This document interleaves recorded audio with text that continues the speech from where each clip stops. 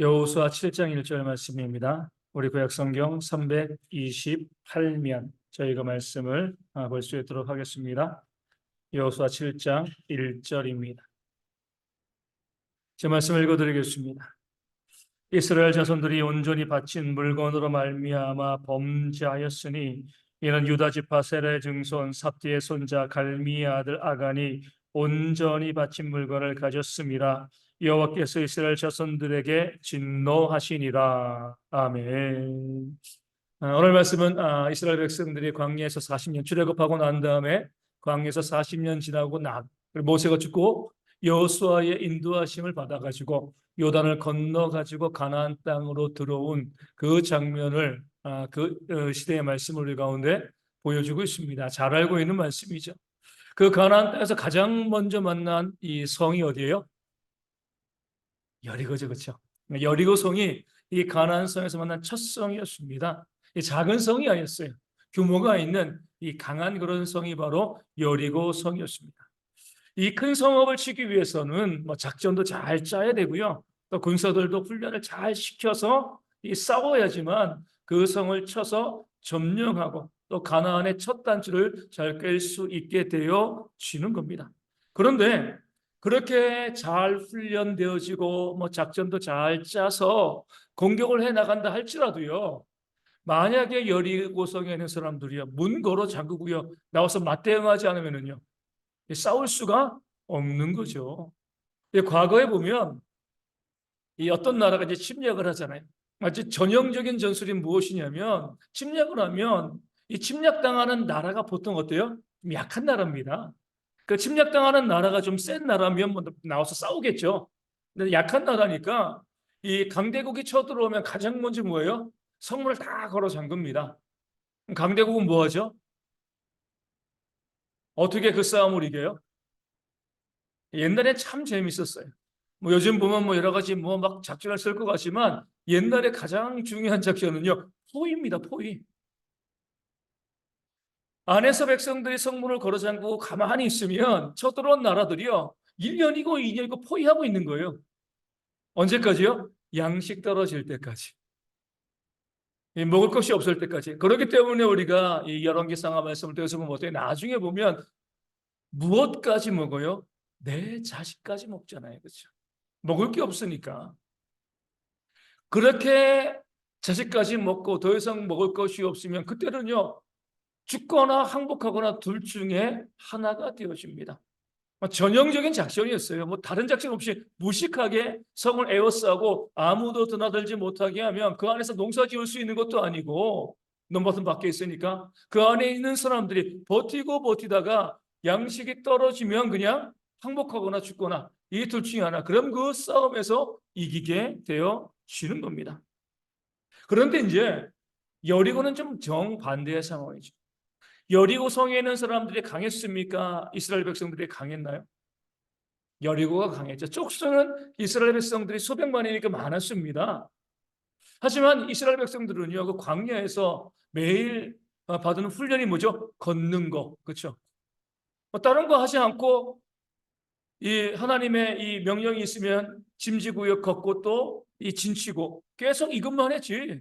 그 광야에서 무기를 얻을 수도 없었고요. 또 훈련을 받을 수도 없었습니다. 물론 이 아모리 족속의 왕 시온과 옥을 죽였기 때문에 그들과 싸워서 이겼기 때문에 무기도 어느 정도 있었을 거고 또 전쟁의 경험도 있었을 겁니다. 하지만 얼마 안 되는 싸움이죠. 여리고성에 있는 사람들은요, 조상 대대로 거기서 싸우고 또 싸우는 그 싸움에 익숙한 그런 사람들이었습니다. 싸움도 많이 해봤고요. 또 용맹한 장수도 있었고요. 훈련받은 그런 군사들도 있었을 겁니다. 이스라엘 백성들이 아무리 쪽수가 많아도 여리고 성에 있는 사람들과 붙어 싸우면은요, 이스라엘 백성들이 이길 가능성이 거의 없는 거죠. 그러면 뭐 해야 돼요? 여리고 성에 있는 사람들이 이스라엘 백성들이 요단강 건너오면 나가가지고 맞서서 싸워야 됩니다. 그들의 전력이 더 세니까요. 그런데 이스라엘 백성들이 요단강 건너오니까 여리고 성에 있는 사람들이요, 오히려 강한 그들이 문을 꼭꼭 걸어 잠그고요, 도무지 나올 생각을 하지 않았습니다. 이스라엘 백성들은요, 여리고 사람들이 나와서 싸웠으면 하는 마음이 있었을 겁니다. 전력이 약하지만 아모리 족속의 왕들과 싸워서 이긴 것처럼 하나님께서 함께 하시면 나와서 싸울 때 우리가 이길 수 있을 거야. 그런 믿음들이 있었을 겁니다. 그런데 전혀 나오려고 하지 않고요. 그 안에 들어가서 그 강한 그 성 안에 들어가서요. 문 다 걸어 잠그고요. 나오지 않으니까 어때요? 이스라엘 백성들의 입장에서는 답답한 거죠. 쳐들어갈 수도 없습니다. 그렇다고 해가지고요. 1년, 2년 다른 나라들처럼 그 여리고 성을 포위할 수 있나요? 그럴 수 없죠. 광야에서 40년 지냈습니다. 하나님의 약속의 말씀을 믿고요. 가나안 땅, 요단강을 건너서 가나안 땅으로 들어왔어요. 그들은요, 빨리 승리하고요. 무엇인가 점령해야지 됩니다. 요단강 건너왔는데 1년, 2년 아무것도 진척되어지지 않고 이것도 아니고 저것도 아니고 그저 여리고성을 감싸고만 있으면은요, 오히려 이스라엘 백성들 가운데서 분란이 생기는 거죠. 여호수아의 리더십에 큰 상처를 받게 되어지는 겁니다. 그런 면에서 여리고성과 싸워야 되는데 그들이 아무것도 하지 않고요, 성을 지키고 방어만 하고 나오지 않으니까 뭐 어떻게 할 수 없는 그런 답답한 대치 상황이 여리고성 앞에서 펼쳐지고 있었습니다. 이럴 때에 하나님께서 정말 기가 막힌 그런 이 작전을 알려주죠. 그래서 기가 막히다는 것은요, 정말 놀랍다는 것이 아니죠. 말도 안 된다는 겁니다. 그렇죠? 하나님께서 무엇을 명령하시는 거예요? 하루에 한 바퀴씩 성을 그냥 돌라는 겁니다. 제사장들은 나팔 불고요, 백성들은요 그냥 조용히 그 성을 도는 겁니다. 만약에 그렇게 그들이 도는데 그 여리고성에서 활 쏘고요, 돌 굴리고 그러면 그 백성들의 많은 이 수가 이 목숨을 잃을 수밖에 없습니다. 너무나 위험한 작전이에요.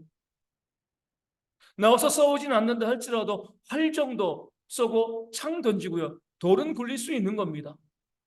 그럼에도 하나님께서는 그런 거 고려하지 않으시고 그냥 너희가 여리고성을 하루에 한 바퀴 돌아. 아무 이야기도 하지 않고 백성들은 그냥 말씀대로 순종하여서 여리고성을 한 바퀴 돌았습니다. 그리고 마지막 일곱째 날은 몇 바퀴요? 7바퀴 돌고, 그리고 그 성을 향해서 소리를 지르면 그 성이 무너질 것이다. 처음 돌기 이전부터 하나님께서 앞으로 내가 이렇게 할 거야 라고 말씀해 주셨습니다. 이 말씀이 믿겨졌겠습니까? 말도 안 되는 그런 소리죠. 하나님께서 그렇게 명령하셨을 때 이스라엘 백성들은요, 광야에서 40년간 훈련되어 있었기 때문에 하나님이 말씀하시니까 해보자, 믿어보자 그 마음 가지고요, 6일 동안 한 바퀴 돌고요, 마지막 7일째 되었을 때에 여호수아의 그 명령에 따라서 7바퀴 돈 다음에 모든 백성이 크게 함성을 질렀습니다. 마치 음파 공격 같죠, 그렇죠? 소리 질러가지고. 근데 아무리 소리 지른다고 해가지고 돌로 쌓인 성벽이 무너질 리가 없잖아요. 그런데 하나님께서 약속하신 그대로 이스라엘 백성들이 크게 소리를 지르니까 그 성이 무너져 내렸습니다.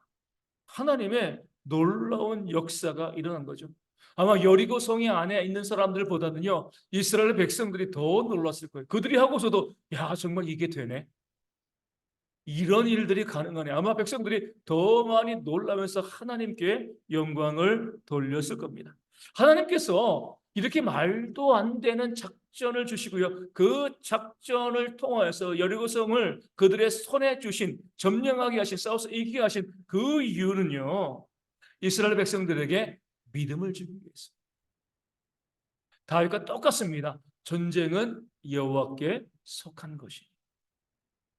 니들이 갖고 있는 힘으로는 여리고성에 있는 군대들과 싸워서 이길 수가 없어. 그들이 성문 걸어 잠그고 나오지 않으면 너희는 여기에서 한 발짝도 전진할 수가 없어. 니들이 할 수 있는 것이 아무것도 없다. 오직 전쟁은 나에게 속한 것이니까 내 능력으로 이 여리고성을 내가 무너뜨려 줄게. 하나님께서 그것을 보여주기 위해서, 그 믿음을 주시기 위해서 이스라엘 백성들로 하여금 정말 말도 안 되는 작전에 참여하게 하신 겁니다. 여리고성뿐만이 아니라 그 가나안에는요, 더 강력하고 더 센 나라들이 많이 있었어요.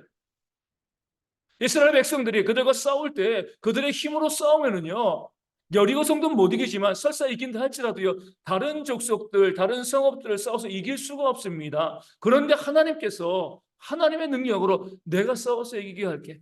승리는 나에게 있어. 이것을 보여주게 되어지면 이스라엘 백성들이 어때요? 더 강력한 가나안에 있는 다른 민족들과 싸워 이길 때도요, 두려울 것이 없는 거죠.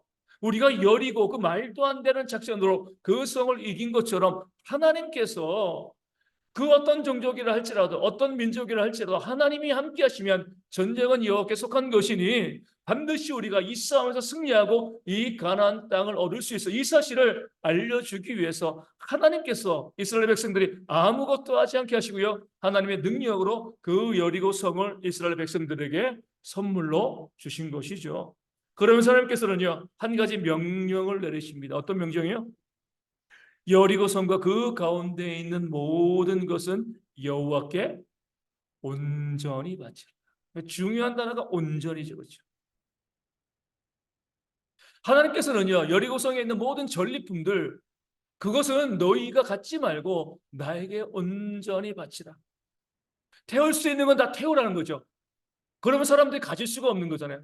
태울 수 없는 뭐 금가운 같은 것은 하나님의 이 성막이죠. 성막의 일꾼들, 제사장과 레위인들에게 바쳐라. 하나님께 바쳐라. 너희 백성들은 이 싸움에서 가지고 갈 것이 아무것도 없다. 왜요? 하나님이 다 싸우신 거잖아요. 그렇죠? 이스라엘 백성들이 한 게 없습니다. 하나님께서 그 싸움 가운데 이겨서 승리하셨기 때문에 그 전리품을 하나님이 다 가져가시는 것이 마땅합니다. 남김없이 하나님께 드려야 하는 것이죠. 만약에 이스라엘 백성들이요, 그 전리품을 챙기면 어떻게 돼요? 그들 스스로 우리가 했어, 우리가 싸웠어, 우리가 이겼어, 내가 얻은 것 봐, 이런 생각을 할 수밖에 없습니다. 하나님께서는요, 그런 생각을 완전히 차단하기 위해서 아무리 좋은 것이라 할지라도 태울 수 있는 거 다 태우고, 뭐 명품 옷, 명품 가방 다 태워버려. 아무도 갖지 마. 그리고 금속으로 되어진 것, 불에 타지 않는 것은 하나님의 전에 드려라. 이렇게 백성들에게 말씀하시고, 이것이 바로 여호와께 온전히 바치는 것이다, 이렇게 명령하였습니다. 요즘은 많이 보여지지 않지만 이와 비슷한 그런 모습, 뭐 제가 청년 때, 뭐 그 전에는 그런 비슷한 모습들이 있었죠. 어떤 것이 있어요? 우리 이제 믿는 부모들이 그 자녀들에게 이렇게 요구합니다. 네가 직장에 들어가게 되어지면 그 첫 월급은 뭐라고요? 나 하나님의 것이요. 니네 것이 아니라 마치 여리고 성을 온전히 드린 것처럼 그것도 하나님의 것이니까 처음 월급을 받으면 다 하나님께 드려. 이렇게 이제 부모들이 교육했습니다. 저도 저희 자녀들에게 그렇게 할. 그 처음 월급, 뭔지 알바가 아니라 정식 직장을 가져가시고 처음 월급을 받을 때 이것은 너희 것이 아니라 하나님께 온전히 드려야 할 것이야. 그렇게 부모들이 자녀들을 훈련시키고 또 그 자녀들이 어때요? 그대로 자기가 이 직장에 처음으로 취업을 해서 가장 처음 받은 건, 믿지 않은 사람들은 그거 뭐 하죠? 부모님 빨간 내복도 사다 드리고 이렇게 하는데, 믿는 사람들은 그러지 않았으면 그건 두 번째 월급. 그 첫 번째 받는 월급은요, 다 하나님께 드리는 거죠. 온전히 하나님께. 왜냐하면 그 삶을 또 직장에 들어가게 하시고 일하게 하신 모든 것이 하나님께서 하신 것임을 고백하는 것이기 때문에 그렇습니다. 그럴 때 하나님께서 거기에 은혜와 복을 내어 주시는 거죠. 여리고성과 마찬가지입니다. 그런데 오늘 말씀을 통해서 보면은요, 그렇게 첫 성읍, 하나님께서 다 싸워서 이기게 하신 그 첫 성읍의 모든 것을 온전히, 오늘 말씀에 온전히 두 번 나옵니다. 온전히 하나님께 드려야 되는데 그 많은 백성 중에 단 한 사람 누구요? 아간이죠. 그 아간이요, 여리고성에 들어가서 욕심이 나가지고 무엇을 훔쳤어요? 시날산 외투랑 금과 은을 훔쳐서 자기 장막에 감추었습니다. 이 시날산 외투는요, 시날은요 바벨론이거든요. 바벨론산 아주 좋은 외투, 왕들이 입는 외투다, 이렇게도 이야기합니다. 요즘 말로 말하면 정말 가장 최고급 명품 옷이죠, 그렇죠? 얼마나 탐이 났겠습니까? 야, 정말 이렇게 좋은 옷, 이렇게 좋은 옷이 있구나. 맨날 광야에서요 40년간 똑같은 옷만 입고 있다가 새 옷 보니까 어때요? 욕심이 생길만 하죠.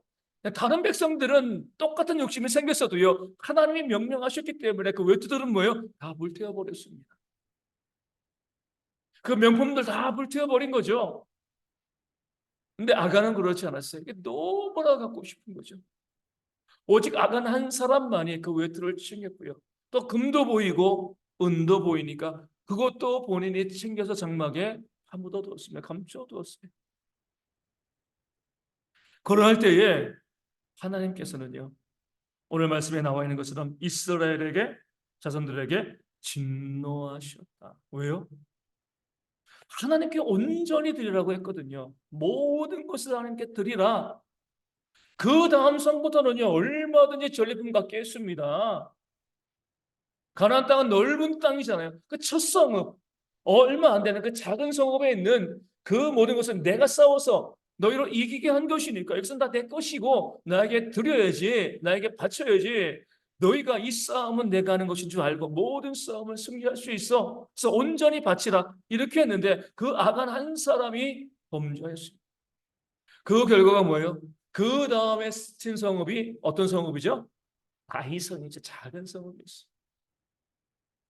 여리고 하나님의 능력으로 이긴 이스라엘 백성들이기 때문에 이 아이쯤이야라고 생각하고 아이를 공격하러 들어갔다가 많은 사상자를 낳게 되었습니다. 그래 이스라엘 백성들이요, 큰 좌절감 가운데 빠지죠. 그 전투에서 한번 진 것은 중요한 것이 아니에요. 그럴 수 있습니다. 하지만은요, 단순히 아이성의 전투는 한 번 전투에서 진 것이 아니죠. 가나안 정복 전쟁의 성패를 좌우하는 그런 싸움이었습니다. 왜냐하면 이스라엘 백성들이 여리고에서 이기고요, 또 당연히 아이성을 이길 수 있다라고 생각을 했는데 그 성에서 지면서 어때요? 사기가 떨어지는 거예요. 이 작은 아이성도 이기지 못하는데 우리가 저 가나안 땅 저 강력한 아낙 자손들을 우리가 어떻게 싸워서 이길 수 있을 것인가? 사기가 떨어지는 겁니다. 더 큰 문제는요, 그 가나안 땅에서 이스라엘 백성들을 주목하고 있던 가나안 민족들이 용기와 힘을 얻는 거죠. 여리고 봤을 때는요, 야, 우리는 그냥 항복하고 죽어야지, 도망가야지, 이렇게 자포자기하고 있다가 아이성 싸움에서 이긴 걸 보니까 아이성도 이겼네. 그럼 우리도 이스라엘 백성들과 싸워서 얼마든지 이길 수 있을 거예요. 이스라엘 백성들의 사기는 떨어졌고요, 가나안 족속들의 사기는 올라갔습니다. 작은 전투, 작은 싸움이지만 그 이후에 펼쳐질 모든 전투와 싸움의 성패를 가름하는 그런 전투가 바로 아이성의 전투였습니다. 큰 타격을 이스라엘 민족들 가운데, 가나안 정복 전쟁 가운데 또 그렇기 때문에 그 이후에 어때요? 치열하게 싸워서 그 땅을 빼앗을 수밖에 없게 되었습니다. 그리고 아간은 어떻게 되었습니까? 그 싸움의 실패로 통해서 아간의 죄가 드러나게 되었고요, 그와 그의 가족들과 그의 모든 소유가 다 돌에 맞아 죽거나 불태워 죽고 다 사라져 버렸습니다. 욕심 가지고 신할산 외투 한 번 가지고 왔는데 뭐 집에선 입어봤을 수 있을 것 같아요. 그렇죠? 밖에서 한 번도 입어보지 못하고요, 다 불태워져 버렸습니다. 그 은과 금은요, 그거 하나로 밥 한 끼 사 먹지 못했습니다. 욕심내 가지고 그 신할산 외투랑 은과 금을 쟁여두었는데, 훔쳐두었는데 아무것도 쓰지 못하고 그도 죽고요, 그의 모든 자식들 다 죽임을 당하게 되었습니다. 여기서 우리가 이렇게 생각하실 수도 있어요. 하나님이 좀 너무하신 것이 아닌가. 뭐가 너무해요? 뭐 아간의 죽은 거는 괜찮지만, 아니 그 아간 한 사람 때문에 이스라엘 민족들이 이렇게 큰 위기 가운데 빠지게 하시는 것이 옳은 것인가? 왜냐면은요, 대부분의 사람들은 어때요? 순종 잘했습니다. 그러니까 대부분의 사람은요, 아간 이외의 모든 사람들이요, 하나님의 말씀 가운데 순종해서 아무것도 취하지 아니하고 온전히 다 하나님께 바쳤습니다. 오직 그 수백만의 백성 가운데 딱 한 사람 아간이에요. 아니 그 한 사람뿐인데 그 한 사람 때문에 이스라엘 민족 전체가 이렇게 위기에 빠지고 이렇게 두려움에 떨게 되어지는 것, 하나님 이거 너무하신 거 아닙니까? 아간만 벌 주셔야죠. 나머지 백성들은 순종 잘했는데 왜 나머지 백성들이 이 아간 한 사람 때문에 이렇게 위험에 처하게 되어집니까? 너무하십니다. 이렇게 말씀하시는 분들이 있는 거죠. 근데 하나님은요, 처음부터 무엇을 말씀하신 거예요? 온전히. 그 온전이라는 것은요, 그것이 그 가운데 중요하지 않는 작은 부분, 한 부분이라 할지라도요, 그것이 결핍되어지면 온전한 것이 아니죠. 공동체가 다 그 문제에 대한 책임을 질 수밖에 없습니다. 우리가 가장 잘 알 수 있는 것이 뭐예요? 우주선 발사할 때잖아요. 그렇죠? 얼마나 많은 돈이 들어가고요. 얼마나 많은 부품들이 들어갑니까? 뭐 셀 수 없이 많은 부품이 들어가는데 발사하다가 왜 터져요? 때론 아주 작은 거, 뭐 나사 하나, 뭐 얼마 되지 않는 이 작은 것 하나를 잘 조이지 못하고요. 이 작은 것 하나에 문제가 발생하게 되어지면은요, 그 수백억짜리, 수천억짜리 로켓이요, 그냥 공중에서 폭발해 버리는 겁니다. 이게 바로 온전히의 의미예요. 아니, 너무하잖아요. 아니, 다른 거 다 준비되고 최첨단 기술과 그 가장 좋은 소재를 가지고 이 로켓을 잘 만들었는데, 아니, 나사 하나 때문에 이 로켓이 공중에서 폭발하는 게 맞습니까? 그게 맞는 거죠. 그렇죠? 온전히 들여져야 돼요. 그 작은 것 하나를 할지라도 그것이 잘못되어지면은요, 로켓이 폭발하는 것처럼 이스라엘 백성들도 마찬가지입니다. 하나님께서는요, 온전히 바치라고 명령하시고 이스라엘 백성들이 이것을 온전히 하지 못했기 때문에 그 작은 한 사람, 악한 한 사람이 자기의 것에 욕심내고 취하였기 때문에 공동체 전체가 정말 큰 위기를 겪게 되어진 것입니다. 하나님의 원리는요, 온전함에 있어요. 그 온전함을 우리가 잘 이루어가면 우리와 우리 가정과 교회에 하나님의 은혜가 넘치게 되어지는 거죠. 하지만 그런 온전함이 없으면은요, 하나님의 진노를 받을 수밖에 없습니다. 그래서 우리가 온전함을 위해서는 무엇을 잘해야 돼요? 작은 것을, 사소한 것들을 잘하는, 사소한 것에 관심을 가지는 그런 마음들이 우리 가운데 있어야 됩니다. 많은 사람들이요, 큰 일은 열심히 하려고 해요. 하지만 작은 일은 어때요? 별로 대수롭지 않게 생각합니다. 하지만 그 작은 것 때문에 전체가 무너지는 거죠. 우리 속담에 누가 소도둑이 돼요?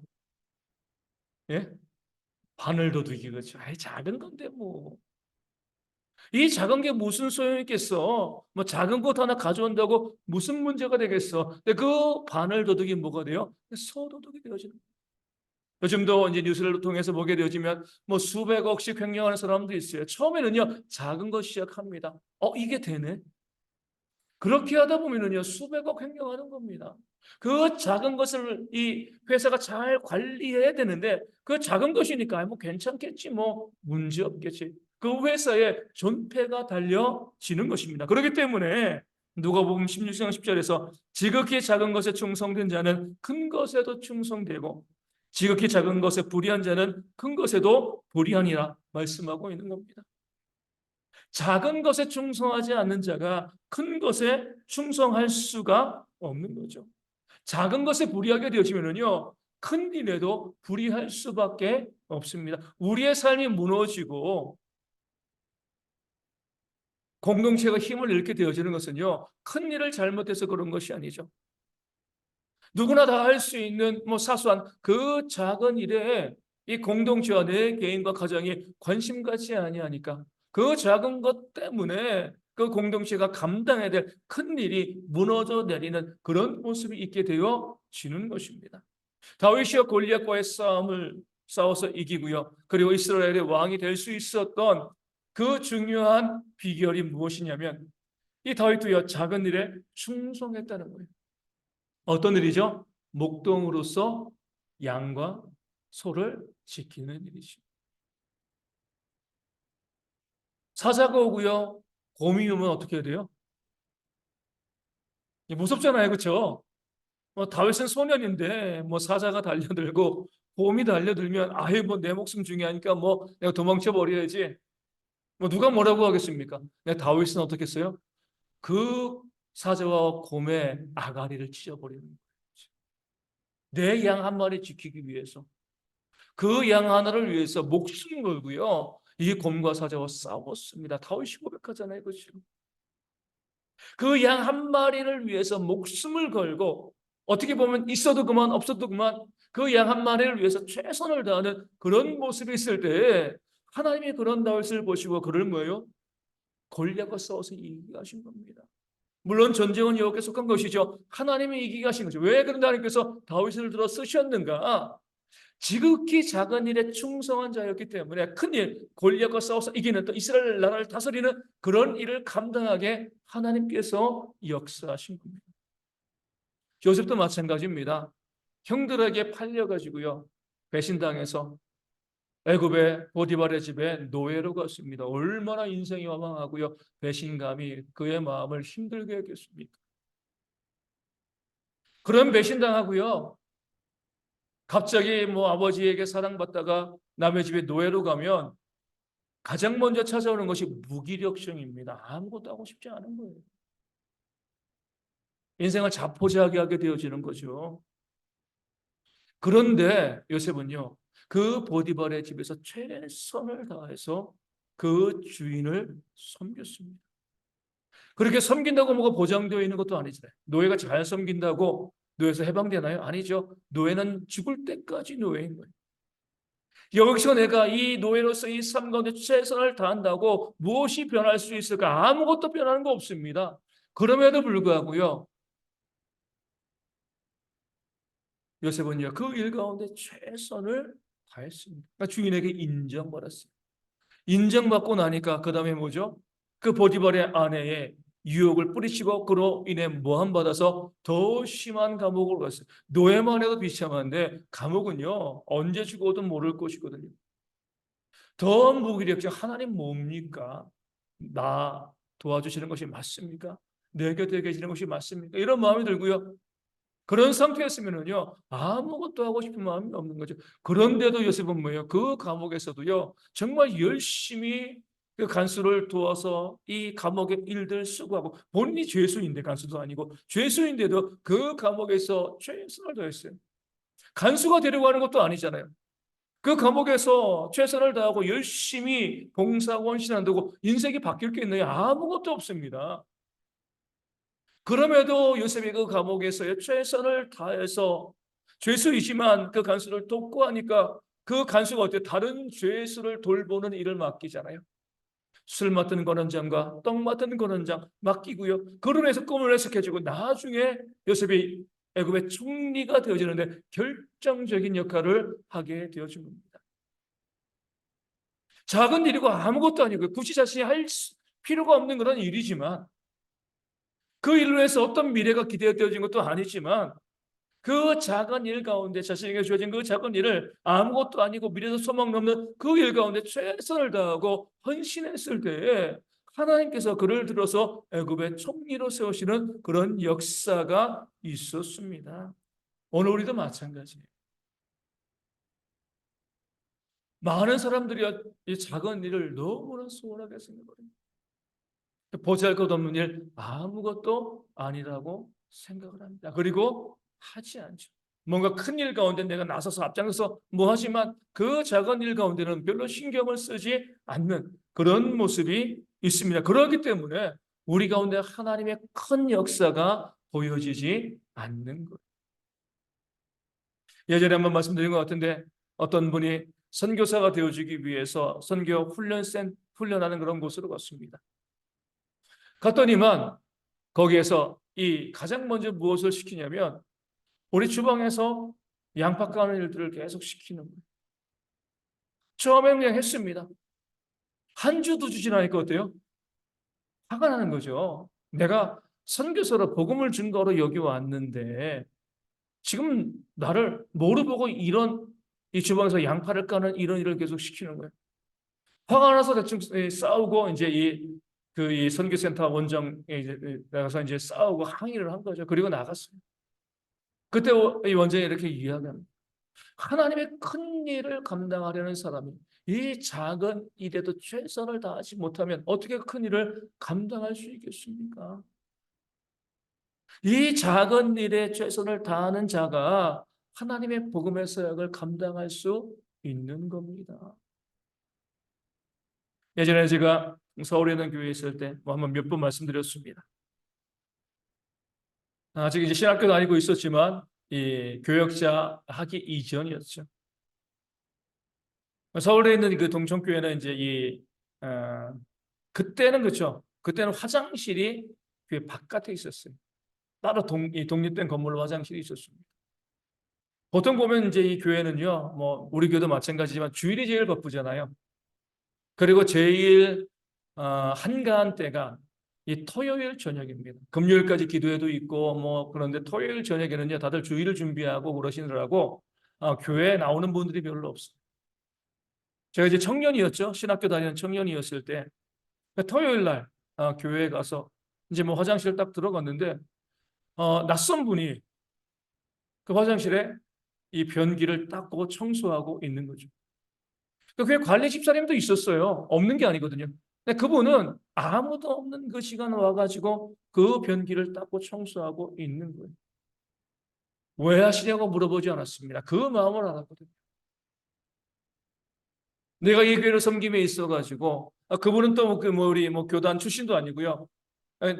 새로 와서 교회 나오신 지 얼마 안 되시는 그런 분이었거든요. 이 교회를 섬김에서 내가 무엇으로 충성하고 헌신할 수 있을까? 그래서 내가 주일날 성도들이 이 화장실을 깨끗하게 쓸 수 있도록 뭐 이 화장실 냄새 나니까 잘 사람들이 이 봉사하려고 하지 않거든요. 내가 가서 이 화장실을 깨끗하게 청소해야지. 그런 마음으로 하셨음이 분명합니다. 제 마음에 이런 생각이 있어요. 내가 이 교회에서 내가 목회자, 이 전도사가 되어지면 다른 사람은 아니고 저 분은 내가 꼭 우리 부서에 교사로 세워야지. 그런 마음을 가지고 있다가 그 다음에 제가 이 전도사가 되었습니다. 그래서 제 마음에 먹은 대로 그분을 교사로 세웠어요. 다른 분들이 좀 반대했습니다. 나이도 좀 있었거든요. 또 교회 또 오래 다니신 분도 아니고 나이도 좀 있었고요. 또 직장 때문에 이 주일에만 와서 헌신하고 봉사하고요. 토요일 날은 하지 못했어요. 그리고 이제 초등부서였으니까 아이들이랑 나이 차가 좀 많이 나는 거예요. 대부분의 교사들은 대학생 청년들이었거든요. 그러니까 차이가 별로 나지 않는 거죠. 아이들이 참 좋아해요. 그때나 지금이나 아이들은요 젊은 교사 좋아합니다. 근데 그분은 나이가 많으니까 교사들도 뭐 잘 알지도 못하고 또 평일에 아이들과 함께 뭐 놀지도 못하고 또 주일날만 와서 아이들을 하는데 너무 고리타분하지 않겠는가? 다른 교사들이 반대했지만 저분 내가 꼭 와서 우리 교사로 세우고 싶다.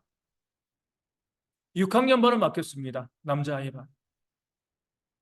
쭉 보면 정말 그 다른 교사와 다르죠. 좀 그 반은 좀 엄격해요. 나이 있는 어른이니까. 다른 교사들은 좀 자유롭죠. 근데 보면은 다른 교사들은요 너무 자유롭다 보니까요 자유분방한 거예요. 주일날 빠지기도 하고요. 교사들인데 예배 시간 늦기도 하고 아이들과 잘 지내고 하는데 뭐 아이들에 대한 책임감들이 별로 없는 거죠. 그러니까 대충대충 하는 그런 모습이 보이는 거예요. 근데 이분은요 주일날 하루만 아이를 섬기는데도요 딱 미리 와서 준비하고 주중에 아이들과 연락하고 주일날 또 아이들과 함께 성경 공부하고 또 이 아이들 잘 주일날 또 다독이고 양육하고 그 부서 제가 딱 1년밖에 안 했습니다. 그 다음에 다른 부서로 그 다음에 옮겨가지고 1년 딱 했는데 다른 부서 다른 교사들 아이들은 많이 줄었는데 그 반만 남자아이들이 2배로 늘어. 하나님께서 그 반 가운데 복을 주신 거죠. 그 교사가 모든 삶에서 최선을 다하고 작은 일이라고 소홀하게 생각하지 않고요. 최선을 다하니까 아이들이 그것을 아는 거예요. 비록 나이도 많고 소통하기 좀 어렵지만 우리 선생님은 우리에게 대해서 최선을 다하고 있어. 우리의 약속을 지키기 위해서 우리 주일학교반을 운영하기 위해서 최선을 다하고 있어. 이것을 그 아이들이 아니까 그 아이들이요 친구들을 데려오고 전도하면서 연말 되었을 때는 이제 그 반 아이들이 2배로 늘었습니다. 그 반 아이 중에 한 명이 안광훈 선생이고요. 또 한 명이 박상수 목사입니다. 그 6학년 반이었어요. 좋은 그리스도인들이 거기서 많이 나오게 되어 진 거죠. 하나님께서는 우리 가운데 온전함을 요구하십니다. 온전함은 다른 것이 아니에요. 뭐 큰 일을 하고요, 큰 역사를 이루어가고 이것이 온전함이 아니죠. 내 삶에서, 교회에서 삶이건 개인의 삶이건 어떤 삶이건 내 삶에서 지극히 작아 보이는 그런 일 가운데 내가 최선을 다하고 있는가, 충성하고 있는가, 이것이 바로 온전함이고요. 하나님께서 그 온전함이 있을 때 그 온전함 있는 성도와 그 가정과 그 교회 가운데 하나님의 크신 은혜의 역사를 이루실 줄로 믿습니다. 우리 대형교도 마찬가지입니다. 올해 설립 30주년입니다. 우리 첫사랑을 회복하고자 해요. 첫사랑은 정말 사랑하는 것이 무엇이죠? 그 작은 일에 관심을 가지고요. 작은 일에 소홀하지 않고요. 그 작은 일을 챙겨줄 수 있는 것이 바로 첫사랑이 되어지는 거죠. 뭐 선물 많이 주고요.